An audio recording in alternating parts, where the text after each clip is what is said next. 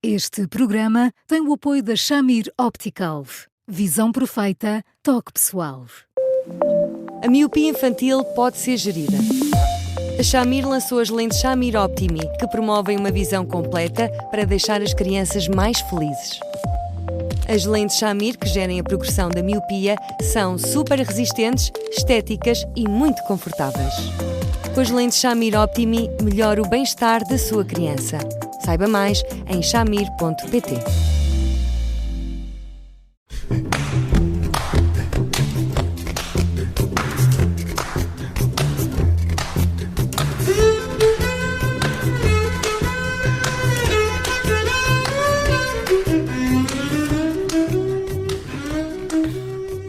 Hoje, no Porque Sim Não É Resposta, falamos de violência de jovens sobre os pais. Um fenómeno que está a crescer.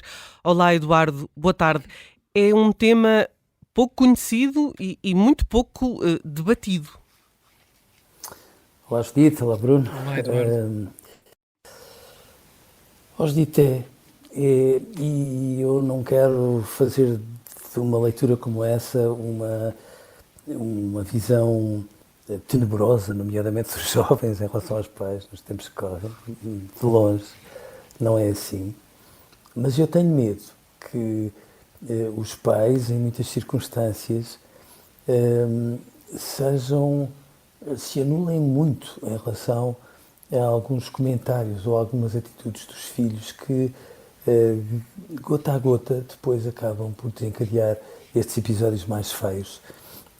Há mães que me dizem, com imensa tristeza, como se compreende, que quando os filhos se enfurecem, desabafam qualquer coisa como: fica descansada, quando fores mais velho eu ponho-te num lar e nunca mais te vou ver.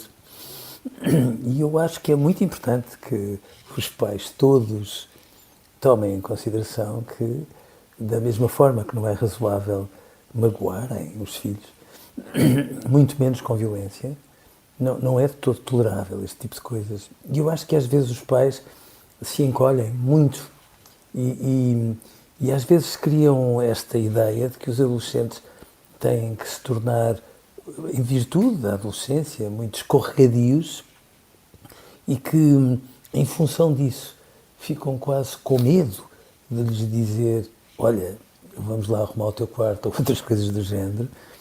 E devagarinho vão criando situações em que é muito vulgar, mas muito vulgar, os pais reconhecerem que os filhos, com os amigos ou com os estranhos, são excelentes pessoas, simpáticos, cordiais, prestáveis, e com os pais muitas vezes são hostis, são desafiadores, e são tão omissos e de uma forma tão violenta que é como se, no fundo, tivessem duas faces completamente antinómicas uma em relação à outra. E, portanto, de facto, eu tenho medo que os pais, na ânsia de quererem filhos com sucesso, quem são os pais que não querem, às vezes se anulem e criem aquela ideia de que os filhos têm como única obrigação estudar para ter bons resultados, sendo ilibados de tudo, até de um conjunto de comportamentos que os pais, em consciência, entendem que eles têm que ter, e depois se vão anulando no sentido de definir regras, limites, barreiras e interditos, e ser mal educado por um pai ou por uma mãe, bom, tem de ser um interdito, não há como não ser. E, portanto, quando se vão encolhendo e acanhando, depois, a determinada altura, criaram uma realidade tão fora de controle que depois dá no que dá, como nessa reportagem do Público era referido.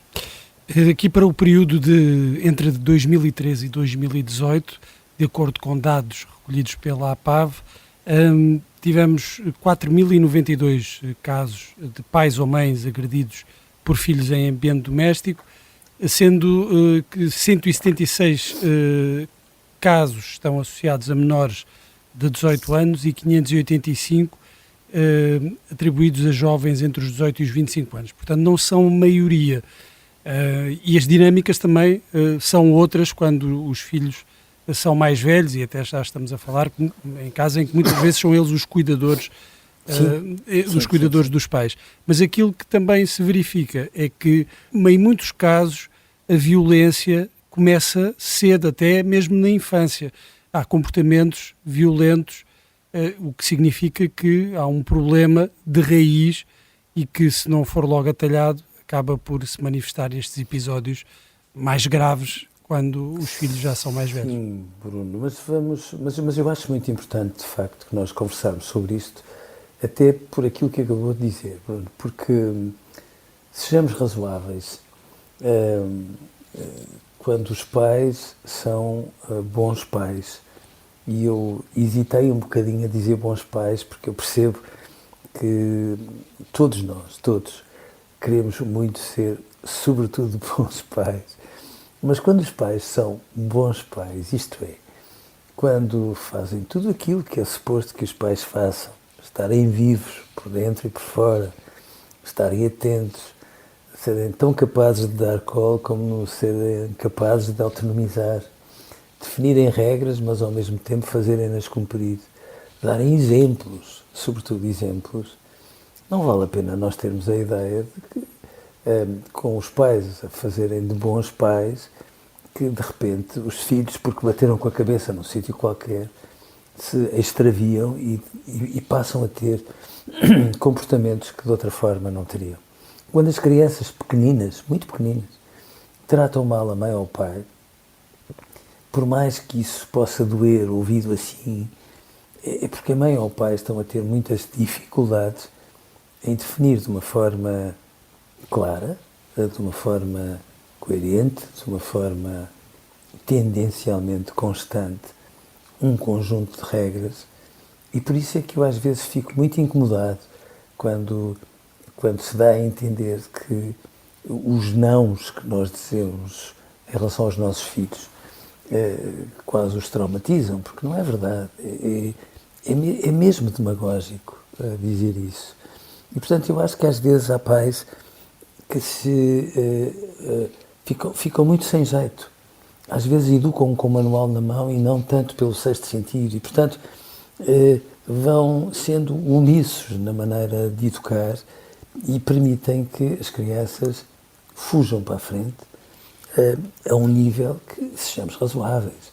Uma criança de 5 ou de 6 anos não trata mal os pais, a não ser que os pais os tratem mal. Mesmo assim, quando uma criança é muito maltratada, tenta anular-se para não merecer mais maus tratos, ou quando os pais são completamente omissos, ou pelo menos muito insistentemente omissos, em relação às regras que entendem fazer cumprir.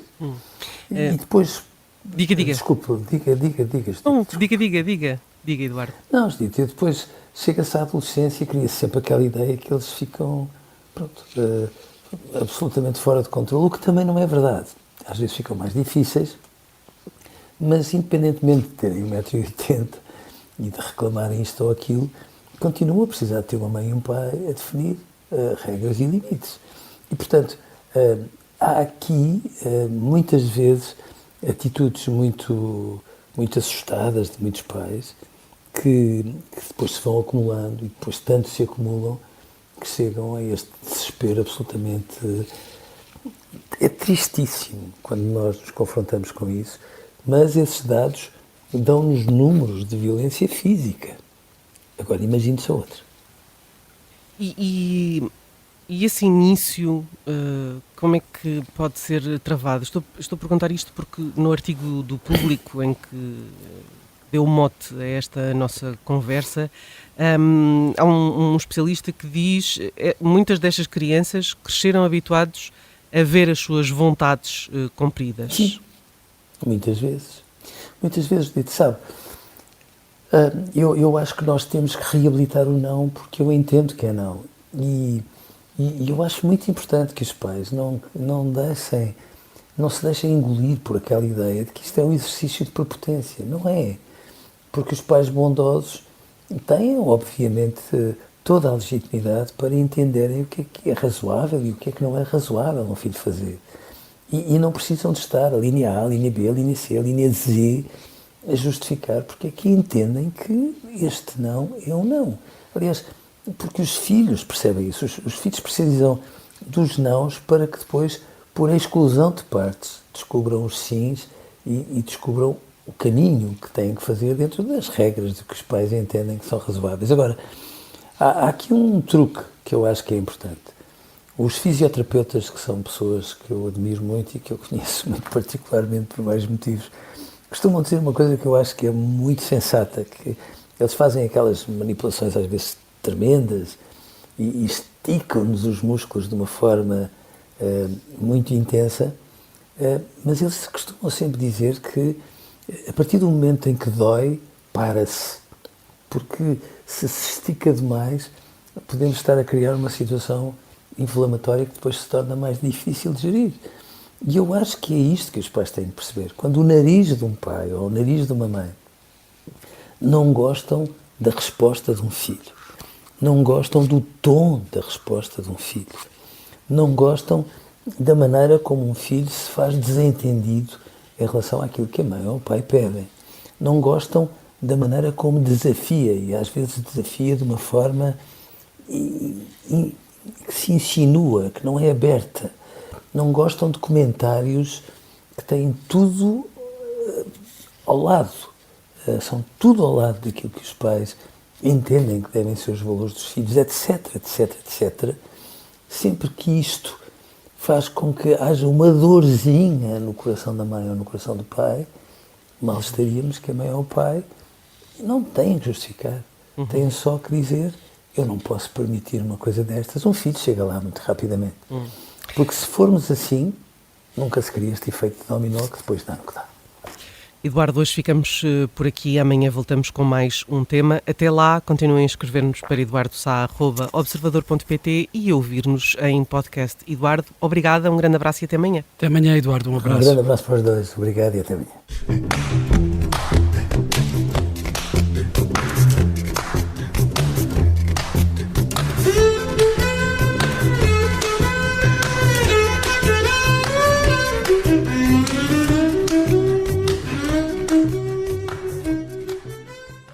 Este programa tem o apoio da Shamir Optical. Visão perfeita, toque pessoal.